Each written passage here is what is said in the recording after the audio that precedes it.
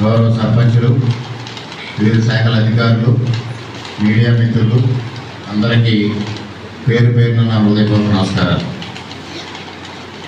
ఇవాళ గౌరవ సర్పంచులందరికీ ఒక ఆనందకరమైన వార్త ఏంటంటే 15వ ఆర్థిక సంఘం నిధులు మీ ఖాతాలకు జమ అవుతున్నాయి. గత 5 సంవత్సరాలుగా పాపం మీరు అధికార పార్టీలో ఉన్నప్పటికీ కూడా మీ అకౌంట్స్లో ఏ రోజు 15వ ఆర్థిక సంఘం నిధులు జమ పడలేదు. మీరు స్వేచ్ఛగా మీ అధికారాన్ని ఉపయోగించుకోవడానికి అవకాశం కూడా ఇప్పుడు రాలేదు. కానీ ఇవాళ జరిగిన 2 నెలలకే గౌరవ ముఖ్యమంత్రి గారు, గౌరవ ఉప ముఖ్యమంత్రి గారు దాదాపు రాష్ట్ర వ్యాప్తంగా 1452 కోట్లు 15వ ఆర్థిక సంఘం నిధులు పంచాయతీ అకౌంట్లకి జమ చేయడం జరుగుతూ ఉంది. దీన్ని మరి ఎంత ఆనందకరమైన వార్త చెప్తే కూడా మీరు అందరూ చాలా సైలెంట్గా ఉన్నారు. మీ గ్రామాల్లో మీరు అభివృద్ధి కార్యక్రమాలు చేసుకోవడానికి, మీ ఐడెంటిటీని మీరు ప్రూవ్ చేసుకోవడానికి ఒక చక్కటి అవకాశం ఇవాళ కూటమి ప్రభుత్వం ఇచ్చిందనేది కూడా ఈ సందర్భంగా మీకు తెలియజేస్తా ఉన్నా. మరి గత ప్రభుత్వ హయాంలో ఏ విధంగా వ్యవస్థల్ని ఇబ్బందులు పాలు చేశారు అనేదానికి ఇది ఒక ఉదాహరణ. ఇది 15వ ఆర్థిక సంఘం నిధులు రాష్ట్ర ప్రభుత్వానికి ఏమీ సంబంధం లేదు. నేరుగా కేంద్ర ప్రభుత్వం గ్రామ పంచాయతీలు కానీ మున్సిపాలిటీస్కి కానీ ఇస్తున్న నిధులు.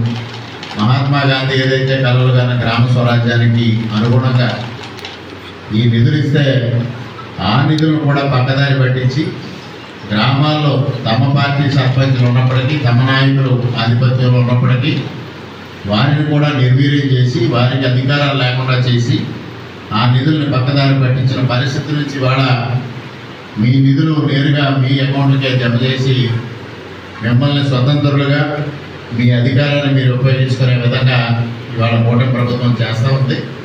దానికి మీరందరూ కూడా గ్రామ అభివృద్ధికి ప్రభుత్వంతో సహకరించాల్సిందిగా మీకు సవినయంగా విజ్ఞప్తి చేసుకుంటా ఉన్నాం.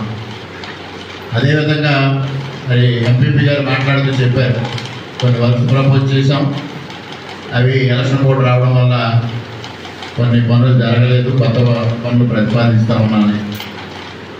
ఇక్కడ నేను మీ అందరికీ స్పష్టంగా తెలియజేసేది ఒకటే, అభివృద్ధి కార్యక్రమాల విషయంలో కానీ, సంక్షేమ కార్యక్రమాల విషయంలో కానీ రాజకీయాలకి తావు లేదు. మిమ్మల్ని ఎంపీటీసీలుగా, సర్పంచులుగా ప్రజలు ఎన్నుకున్నారు. నన్ను ఎమ్మెల్యేగా ప్రజలు ఎన్నుకున్నారు. మీరు ప్రజలకు జవాబుదారీ, నేను ప్రజలకు జవాబుదారీ. మీ స్థాయిలో మీ నియోజకవర్గం అంటే ఎంపీటీసీది ప్రాదేశిక నియోజకవర్గం కానీ, గ్రామ సర్పంచ్ గ్రామం కానీ, ఆ పరిధిలో మీరు పనిచేయాల్సిన అవసరం ఉంది అభివృద్ధి కార్యక్రమాలకి, సంక్షేమ కార్యక్రమాలకి. అదేవిధంగా నియోజకవర్గ అసెంబ్లీ నియోజకవర్గ పరిధిలో నేను పనిచేయాల్సిన అవసరం ఉంది. అందరం కలిసి పనిచేస్తే మరింత మెరుగైన సేవలు, సంక్షేమ ఫలాలు ప్రజలకు అందించడానికి వీలవుతుంది. దాన్ని మాత్రమే దృష్టిలో పెట్టుకోండి. రాజకీయాలు దృష్టిలో పెట్టుకొని మనం కార్యక్రమాలకు హాజరు కాకూడదు, ప్రభుత్వ కార్యక్రమాలకు హాజరవ్వాల్సిన అవసరం లేదు అనే వేషజాలకు పోవద్దని సభ్యులందరికీ సవినయంగా తెలియజేసుకుంటూ ఉన్నాను. ఇవాళ మండల ప్రజా పరిషత్ సమావేశం అయినా, రేపు జరగబోయే గ్రామ సభలైనా, ఏదైనా ప్రభుత్వ కార్యక్రమంలో అందరూ భాగస్వాములే, రాజకీయాలకు అతీతంగా. రాజకీయంగా వచ్చినప్పుడు మీరు నేను విభేదించవచ్చు, కానీ అభివృద్ధి గురించి కానీ, సంక్షేమం గురించి కానీ విభేదాలు అవసరం లేదు. మీకు ఏ విషయం ఉన్నా నేరుగా నాతో సంప్రదించండి. అక్కడ ఉన్న సమస్యని సానుకూలంగా పరిష్కారం చేద్దాం. సుపరిపాలన ధ్యేయంగా ముందుకు వెళదాం. గతంలో ఎన్నడూ లేని విధంగా ఇవాళ అనపర్తి నియోజకవర్గాన్ని అభివృద్ధి చేయడానికి మీ అందరూ కూడా సహకరించమని మీ అందరికీ సవినయంగా తెలియజేసుకుంటూ ఉన్నా. ముఖ్యంగా ఎంతసేపు మనం రివ్యూ చేసినప్పుడు చెప్పారు, ఇప్పుడు ఎన్ఆర్జీఎస్ నుంచి ఎక్కువ మొత్తం నిధులు కేటాయించడం జరుగుతూ ఉంది.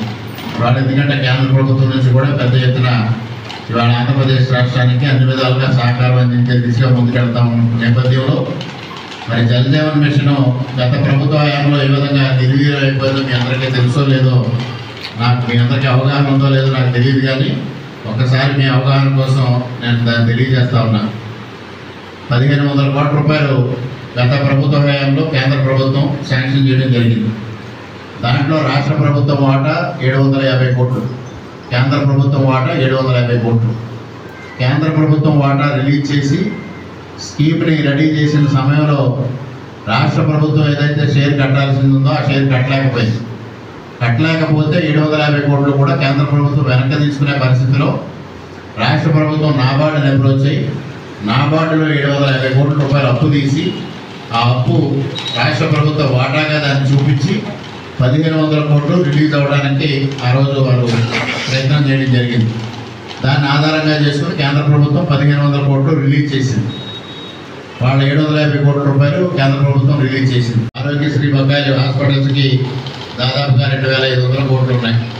ఇప్పుడు దఫదఫాలుగా చెల్లించడం మొదలుపెట్టారు. ఇప్పటికే 700 కోట్ల రూపాయలు చెల్లించడం జరిగింది. మిగిలిన కూడా తొందరలో చెల్లించే డైరెక్షన్లో ప్రభుత్వం ముందుకెళ్తా ఉంది. మరోపక్క కాంట్రాక్టులకి పెండింగ్ బిల్స్, దానివల్ల అసలు పనిచేయడానికి కాంట్రాక్టులు రాని పరిస్థితి గత 5 సంవత్సరాలు చూశారు. దాదాపు మొత్తం పోలవరం లేకపోతే మేజర్ ఇరిగేషన్ ప్రాజెక్ట్స్ కానీ మేజర్ రోడ్ ప్రాజెక్ట్స్ కానీ అదేవిధంగా చిన్న చిన్న వర్క్స్ దగ్గర నుంచి అందరినీ తీసుకుంటే రాష్ట్ర వ్యాప్తంగా 95,000 కోట్ల రూపాయలు బిల్స్ పెండింగ్ ఉన్నాయి. అవన్నింటినీ క్లియర్ చేయడం కోసం ఇవాళ ప్రయత్నం మొదలైంది. ముఖ్యంగా ఆర్ఎండ్బిలో దాదాపుగా 2,500 కోట్ల రూపాయలు పెండింగ్ ఉంది. దానిలో కొంత విడత పే చేసి కాంట్రాక్టులు బ్యాచ్ వర్క్లు స్టార్ట్ చేయించి తర్వాత రోడ్స్ రీకన్స్ట్రక్షన్ స్టార్ట్ చేయాలనేది ముఖ్యమంత్రి గారి ఆలోచన. ఆ విధంగా కూడా ముందుకెళ్తా ఉంది. ఈ విధంగా మరీ దారుణమైన విషయం ఏంటంటే ఉద్యోగస్తుల పరిస్థితి. గతంలో ఇన్సెంటివ్స్ కోసం ఉద్యోగస్తులు పోరాడేవారు. అలాంటిది 1వ తారీఖున శాలరీ వస్తే చాలురా బాబు అని ఏదో మనకి తెలుగులో సామెత ఉంది, చౌకు పెడితే కానీ లంకనానికి రాదని. ఆ విధమైన పరిస్థితి జగన్మోహన్ రెడ్డి గారు క్రియేట్ చేశారు. అదేవిధంగా ఇక విశ్రాంతి ఉద్యోగుల పరిస్థితి అయితే మరీ ఘోరం. వారికి ఏ రోజు పెన్షన్ వస్తుందో తెలియని పరిస్థితి వచ్చింది. వారి మందుల కోసం లేకపోతే జీవనం కొనసాగించడం కోసం ఆహారం కోసం రకరకాల ఇబ్బందులు పడే పరిస్థితి వచ్చినాయి. ఇవన్నింటినీ సరిచేయాల్సిన అవసరం ఉంది. ఇవన్నింటినీ ట్రాక్లోకి తీసుకురావాల్సిన అవసరం ఉంది. అనవసరమైన కార్యక్రమాలు చేపట్టడం జరిగింది. ఉదాహరణకి మండలంలోని రామవరం ప్రాథమిక ఆరోగ్య కేంద్రం గతంలో మా తండ్రి గారు మూలారెడ్డి గారు శాసనసభ్యులుగా ఉండగా మరి 2000లో కానీ 2002లో కానీ అక్కడ నిర్మాణం అయింది. అక్కడ ఫ్లోరింగ్ ఇబ్బంది వచ్చింది. అక్కడ వీక్ సాయిల్ అవడం వల్ల ఫ్లోరింగ్ డ్యామేజ్ అయితే మొత్తాన్ని కూలగొట్టి ఇవాళ ప్రాథమిక ఆరోగ్య కేంద్రం కట్టి దాని ప్రారంభోత్సవంలో గొప్పగా చెప్పుకున్నారు. గత ప్రభుత్వ హయాంలో గతంలో నిర్మాణం చేసింది లోపభూయిష్టంగా ఉంది, ఇవాళ మేము అత్యద్భుతంగా నిర్మాణం చేశామని బహుశా ఇక్కడ ఉన్న వాళ్ళందరూ అటెండ్ అయి ఉంటారు. ఆ రోజు ప్రోటోకాల్కి భిన్నంగా ఒక పక్క రాజ్యసభ మాజీ మంత్రివర్యులు రాజ్యసభ సభ్యులు ఒక పక్కన ఉన్నారు, ప్రజల చేత ఎన్నుకోబడిన శాసనసభ్యులు మరో పక్క ఉన్నారు. ప్రజల చేత ఎన్నుకోబడకుండా అధికారం అనుభవించే షాడో ఎమ్మెల్యే గారు రిబన్ కట్ చేశారు రామవరం పిహెచ్సి. ఆ రోజు బహిరంగ సభలో పెద్ద పెద్ద మాటలు చెప్పారు. ఇవాళ మొన్న డాక్టర్ గారు మరి ఇక్కడ స్టాఫ్ ఇవాళ రామవరం పిహెచ్సి నుంచి వచ్చారు. మొన్న నేను వెళితే వాళ్ళకి కనీసం వాళ్ళ స్టాఫ్ అందరూ కలిసి కూర్చుని మాట్లాడుకోవడానికి కూడా అవకాశం లేదండి. వాటర్ లేదు లోపల, బయట ట్యాప్స్ ఉన్నాయి. లోపల కనీసం డాక్టర్ రూమ్లో హ్యాండ్ వాష్ చేసుకోవడానికి కానీ, డెలివరీలు చేసిన తర్వాత అక్కడ హ్యాండ్స్ వాష్ చేసుకోవడానికి కానీ, లేకపోతే పేషెంట్స్ని చూసిన తర్వాత వాళ్ళు హ్యాండ్స్ వాష్ చేసుకోవడానికి కానీ వాటర్ లేని పరిస్థితి చూస్తూ ఉన్నాం. మరి దానికి ఇంజనీరింగ్ అధికారులను పంపించి ఎస్టిమేట్ చేయిస్తే వాటర్ ప్రొవైడ్ చేయడానికి 52,000 ఖర్చు అవుతుందన్నారు.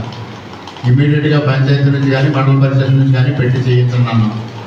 వాళ్ళకి సమావేశాలు నిర్వహించుకోవడానికి మధ్యలో కొంత ఖాళీ ప్లేస్ ఉంటే దాన్ని రూఫ్ వేస్తే ఏంటి పరిస్థితి అని ఆలోచన చేస్తే దానికి ఒక 5 లక్షలు అవుతా ఉంది. దాన్ని కూడా ఇమీడియట్గా ఎక్కడి నుంచి ఇచ్చి వాళ్ళకి ఫెసిలిటీ ప్రొవైడ్ చేయాలని ఆలోచన చేశాం. ఆ విధంగా గత ప్రభుత్వం లేకపోతే గతంలో నిర్మాణం చేసిన నాయకుల పేర్లు ఉండకూడదు అనే ఏకైక లక్ష్యంతో చక్కగా ఉన్న నిర్మాణాలను కూలగొట్టి ఇవాళ చాలీచాలని వసతులతో నిర్మాణం చేసి ఇవాళ అస్తవ్యస్తమైన పరిస్థితులు తీసుకొచ్చారు. ఒక పక్క చూస్తే ఇందాక నేను చెప్పాను సమగ్ర శిక్ష అభియానం, దాంట్లో ఆనాటి ప్రజాప్రతినిధి గారి డ్రైవర్కి నైట్ వాచ్మెన్గా జీతం ఇచ్చేవారంట. ఎంత దారుణం చూడండి, ఇంత దారుణమైన పరిస్థితి. బయట చెప్పుకోవడం పాపం మీరంతా కూడా అది నిజం అనుకుని నమ్మి నిజమే చాలా నీతివంతుడు నిజాయితీపరుడు అనుకొని మీ అందరూ మరి ఆయన తరపుని వకాల్తా తీసుకుని మాట్లాడే పరిస్థితి.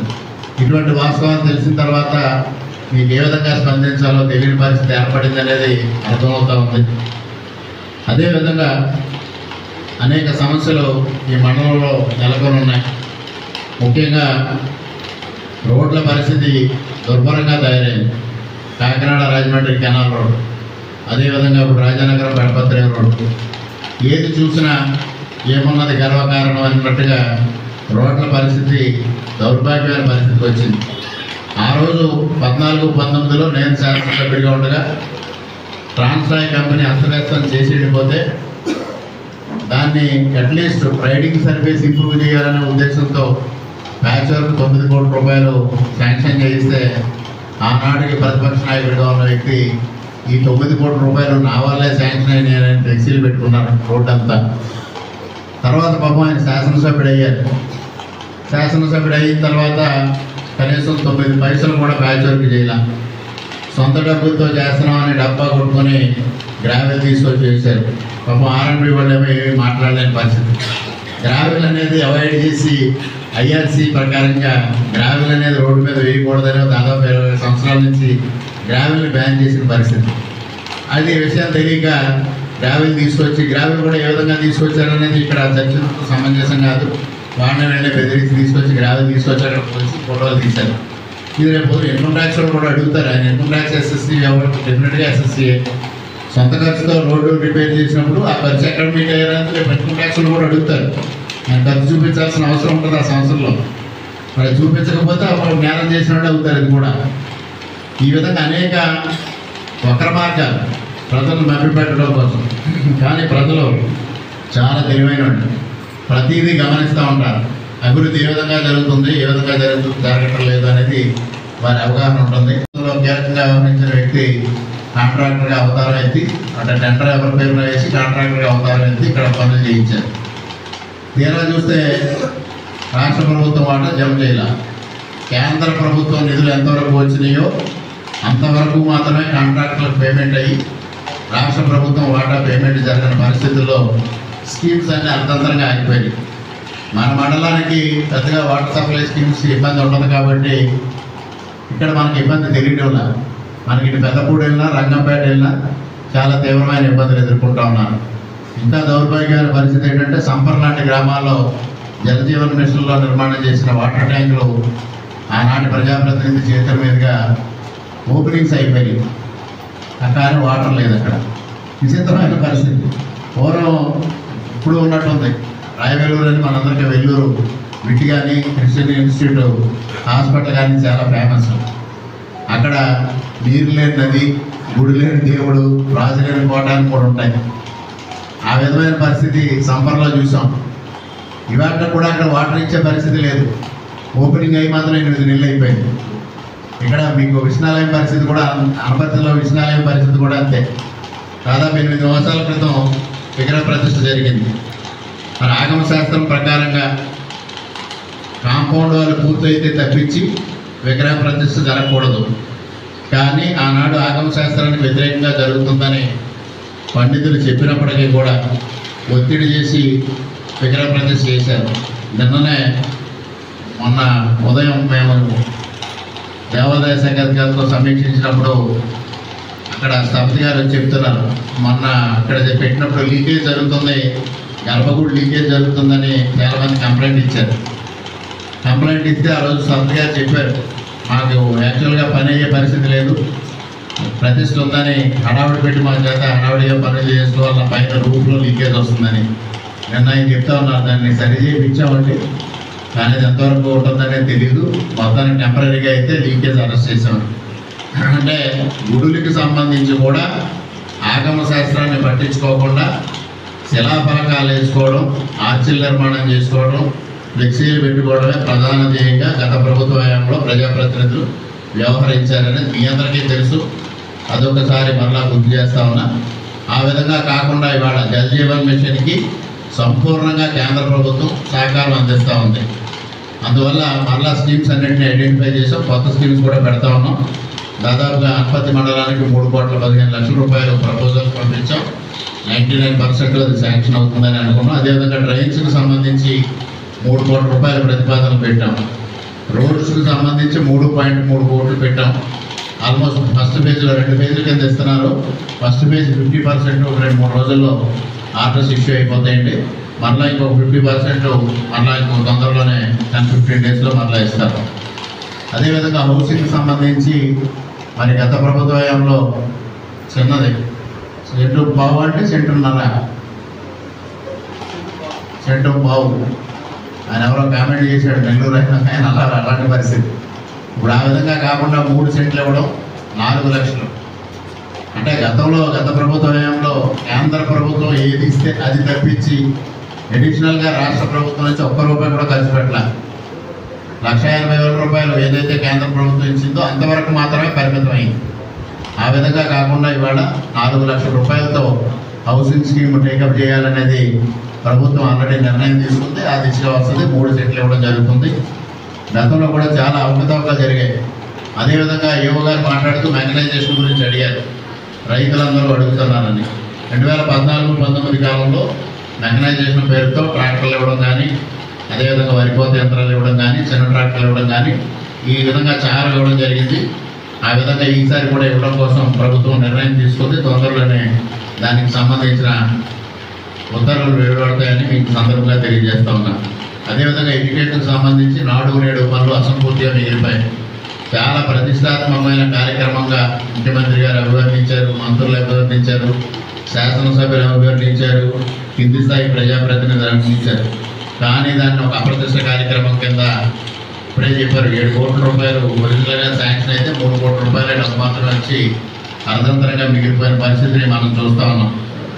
ఇవన్నింటినీ పూర్తి చేయాలి. కానీ ఖజానా ఖాళీ చేసి వెళ్ళిపోయాడు మహానుభావుడు. దీన్ని ఏ విధంగా చేయాలంటే ఇవాళ కేంద్ర ప్రభుత్వం సహకారం వస్తూ ఉంది. మొన్నటి బడ్జెట్లో దాదాపుగా 50,000 కోట్ల రూపాయల మేరకు సహకారం కేంద్ర ప్రభుత్వం అందించింది. నేరుగా ఏదైతే అమరావతికి 15,000 కోట్ల రూపాయలు ఇచ్చారు, రైల్వే బడ్జెట్ 9,000 కోట్ల రూపాయలు ఇచ్చారు, పోలవరాన్ని పూర్తిగా కేంద్ర ప్రభుత్వం చేసి దాన్ని పూర్తి చేయాలనే ఒక సంకల్పాన్ని సాక్షాత్తు బడ్జెట్లో ఫైనాన్స్ మినిస్టర్ గారు చెప్పారు. మిగిలిన స్కీమ్స్ అన్నీ తీసుకుంటే, ఆ స్కీమ్స్లో వచ్చిన బెనిఫిట్స్ అన్నీ తీసుకుంటే ఫస్ట్ బడ్జెట్లోనే దాదాపు 50,000 కోట్ల రూపాయలు ఇవాళ ఆంధ్రప్రదేశ్ రాష్ట్రానికి సహకారం అందించే దిశగా కేంద్ర ప్రభుత్వం ముందుకెళ్ళింది. ఈ విధంగా సహకారం తీసుకొని రాష్ట్రాన్ని ఆర్థిక పరిస్థితిని గాడిలో పెట్టాలనేది ముఖ్యమంత్రి గారు ప్రయత్నం చేస్తూ ఉన్నారు. తప్పనిసరిగా ఇవన్నీ రైతులకి మొట్టమొదటిగా బకాయిలు చెల్లించడం జరిగింది. ధాన్యం బకాయిలు 8 మాసాలుగా పెరిగిపోయిన బకాయిలు. ఇందులో మోస్ట్లీ అందరూ రైతులే. సర్పంచులు, ఎంపీటీసీలు, అధికారులు కూడా రైతాంగమే. మీ అందరికీ తెలియని విషయం కాదు. 84 రాష్ట్ర వ్యాప్తంగా 84,000 మంది రైతులకి 1,647 కోట్ల రూపాయలు బకాయిలు చెల్లించడం జరిగింది. మరి గత 8 నెలలుగా జరిగిన వ్యవహారం 60 రోజుల్లో ఏ విధంగా జరిగిందో ఒక్కసారి ప్రజాప్రతినిధులు కూడా ఆలోచన చేయాలి. అప్పుడు సాధ్యం కాని విషయం ఇప్పుడు ఏ విధంగా సాధ్యమైంది అని.